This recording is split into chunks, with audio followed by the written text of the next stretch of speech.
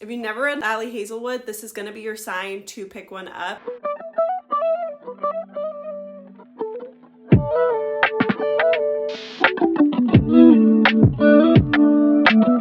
Hi, welcome back to my channel. I'm Sammy, Sam Marie, Samantha Read a Lot, if you will. If you're new here, a little bit to know about me. 28 years old, fur baby mother of 3. She is married, avid reader, book enthusiast, psych PA, small business owner. I make smoothie bowls for a living. Today, we're gonna be ranking Ali Hazelwood books, but we'll start from the bottom, work our way up from there. If you know nothing about Ali Hazelwood, she originally started writing STEM romances. Quirky, quintessential Ali Hazelwood was goofy, little, silly, fun, rom-com STEM romances, women in STEM. I just love her writing style, love her books. She has a PhD in neuroscience, so she's well qualified to be writing these books, okay? If you've never read Ali Hazelwood, this is gonna be your sign to pick one up. None of these are lower than a 3 stars, and we have like 5 to 6 star reads in here as well. I have not read every single book she's ever written, but we have 1, 2, 3, 4, 5, 6, 7, 8. We have 8. Let's start from the bottom. Coming in at number 8 is Love on the Brain by Ali Hazelwood. We're following B and Levi. They went to the same university, studied together. However, there was this belief amongst B and her friends that Levi had something out for her, did not like her whatsoever, didn't want to work on projects with her. They've gone their separate ways. They're working. He is an engineer at NASA, and she has just been recruited to be the lead neuroscientist on this project with NASA. And of course, the lead engineer is going to be Levi. So they found themselves having to work together all over again. It is quirky, it's fun, it's cute. There's maybe like 1 or 2 spice seams. That's really all there is to say about it. A lot of people will say that this gives Adam Carlson from The Love Hypothesis 2.0, which I could definitely see with the male main character, but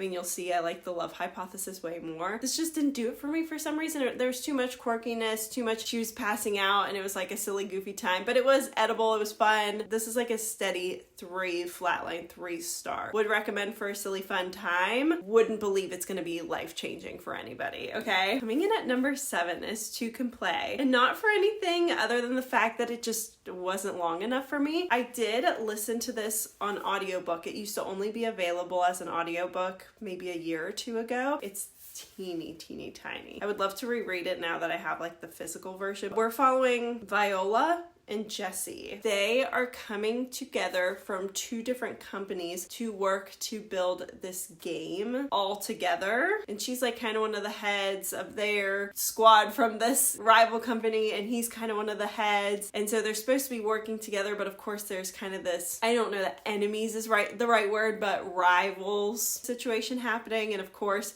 there's a forced proximity because they decide to go on this group trip to help the team bond and make it more of a cohesive group so people can actually work together. And their rooms are like right across the hallway from each other. I really liked it. I just wish it was longer. Like I wish she would have made this whole story into a full 300 to 400 page romance. I mean, that's really all I can say. I love the chemistry. I love the storyline. I love the underplaying theme of limerence in this book. Number 6 is going to be Bride. This is her first dip into the fantasy world. This is a romantasy. It is becoming an interconnected standalone series. The second one is Mate, and I don't know if there's going to be any more else in the world. This one we're even starting to get into like 3.5 star range. This was a good and fun time. In this one we're following Misery and Lo. Misery is the daughter of like the vampire, I don't know, warlord, councilman. Okay. She's the daughter of a powerful vampire councilman, and Lo is the alpha of this werewolf pack. They need to form an alliance between the vampires and the werewolves. Not really sure what else to say. Do I have anything to offer you guys today? I don't know. And then there's this underlying mysterious plot line that's happening as well that we need to uncover. It's a lot of fun to follow their dynamic and watch their chemistry and them kind of more so Misery wanting to deny it while they're in this forced proximity situation. And of course there's a lot of things of like the werewolves don't like her there, so of course he's got to be pretty protective of her. There's a lot of fun micro tropes in this. This was my first like very more like I guess paranormal type of romance. I was caught off guard by, I've never read a werewolf romance before. Nodding. Nobody eased me into it. It was just like there on the page. And I wasn't ready, and nobody told me about it, and so that threw me off. It threw me for a loop. But this book was edible. Like I ate it up in a couple days. There's also this one scene that will never get out of my brain where they're at this dinner and they're kind of on like enemy territory, and then they go into this office and things get a little heated, and it's a good scene. Okay, moving on. Number 5 for me is Love Theoretically. I always want to say by Ali Hazelwood. Like, obviously, all these are by Ali Hazelwood. We're doing an Ali Hazelwood ranking. Back to the STEM romance, the core of who Ali Hazelwood started off as. These two are physicists, and we're following Elsie and Jack. And this one is a lot of fun. Like, okay, this one would probably be higher for me too. There is just this, again, quintessential Ali Hazelwood has a couple of things to it, right? There's going to be STEM, feminism, quirkiness. The female main character is going to be a klutz. You know, she might be wearing like galaxy leggings. And there's a lot of this like petite girl syndrome where the male main character is quite large and she's so teeny tiny. She's like, she could just break. In this book, that's the only thing that really stood out for me. And I know it happens in other books, but for some reason it stood out the most to me in this one. And I was just like, every time it was mentioned how big this man was, I was just like, oh my gosh, I'm like skimming over it. Like, we got to move on from the size of this man. But they're physicists, but they're kind of beefing because she has this understanding of something that he did in the past. And so like, they're not friends. However, he is now one of the physicists who's part of the interview processing of getting her this dream job that she has at MIT. And so she thinks like essentially she's not going to be able to get it because this guy's a part of it. But she also does this thing where she goes and gets paid to fake date people. She ends up fake dating his brother, like to go in order to go to family dinners and things. And so there's kind of this awkward circumstance of that, but she can't tell him that it is a fake date because then she would be like kind of exposing her client. So there's like tension between them from that. I really did enjoy these two. It's just for some reason that petite girl syndrome really stood out for me in this one. But when we get here, we're about in 4-star territory now. This and above is like 4-star territory. 5 and 4 could go back and forth depending on the day for me. Number 4 today for me is Deep End. This is still STEM, but it's getting steamier, it's getting spicier. We are following and it's giving sports romance. This is a mix. This is a mix of the romantic genres, if you will. We're following Scarlett and, what is his name? Scarlett and Lucas. She's a competitive diver. He is a swimmer. I think they're at Stanford. Yeah. But they're also both in the science world. They obviously have a lot of run-in with each other because of the fact that they are both, the teams share the pool for competitive diving and competitive swimming. Lucas is originally dating somebody that's on Scarlett's team. Scarlett is not necessarily like besties with a bunch of people on her team. She has some history and there's good representation through this as well, and the importance of going to therapy and working through those things. So she's not besties with this girl anyways, but their friendship does grow throughout this book. This girl on her team is dating Lucas. Scarlett and Lucas have a shared kink. This girl wants to talk to Scarlett to kind of like, I don't know, understand it better, but from somebody else's point of view. Essentially they break up, but then this girl is like drinking, they're at a team, I don't know, hangout, barbecue thing, and she's like, hey, you guys have the same kink, you should probably hang out with each other. And they do. The relationship starts to bloom from there. You know, it kind of starts off as a maybe more of a no strings attached situation, but we watch them grow throughout it, and I really enjoyed it. Only thing for me with this one, I didn't love the girl on girl drama that did occur in this. That was unnecessary. It was just kind of like a random thing thrown in for the plot, I guess, but I felt like it was just not needed. There's a lot of discourse on this one because this was kind of advertised as it was going to be one of her spiciest books yet. People kind of, I guess, misinterpreted that, and so people who read really spicy books were disappointed because they were like, it was not that much spice.